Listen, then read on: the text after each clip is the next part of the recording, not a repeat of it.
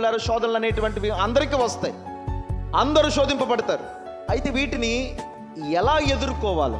పవిత్ర గ్రంథము మనకు సహాయపడుతుంది.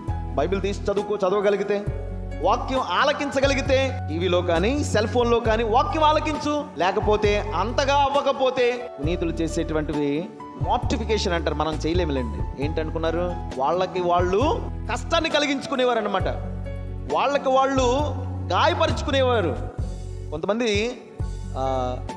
పునీతులు వాళ్ళకి శోధనలు వస్తున్నాయని, శరీర శోధనలు వస్తున్నాయని రాళ్ల మీద పడుకోవడం, ముళ్ళ మీద పడుకోవడం, తాళ్ళు పేని వాళ్ళని వాళ్ళు బాధించుకోవడం, కొట్టుకొని ఈ విధంగా గాయపరుచుకోవడం వాళ్ళకు వాళ్ళు చేస్తూ ఉండేవారు. శోధనలు ఏ విధంగానైనా జయించాలనేటువంటి కోరిక మనలో ఉండాలి, లేకపోతే ఖచ్చితంగా పడిపోతాం. ఇంకొకటి, శోధనలు జయించాలంటే, శోధనలు వచ్చినప్పుడు నువ్వు తప్పకుండా జయించాలనేటువంటి కోరిక నీలో ఉంటే ఇంకా పడిపోతామంటే ఎవరు ఏం చేయలేదు, దేవుడు కూడా నేను కాపాడలేడు. చిన్న చిన్న సుకృతి జపాలు చెప్పేసుకోండి.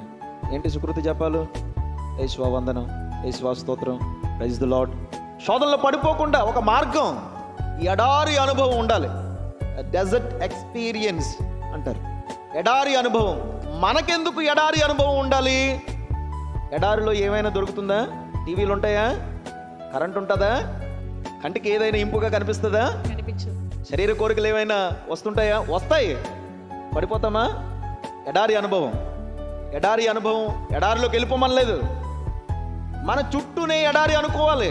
మన చుట్టూ పరిస్థితులు, మన చుట్టూ ఉన్నటువంటివి ఎడారి అనుభవం అనుకోవాలి. ఎడారిలా మనం తయారు చేసుకోవాలి.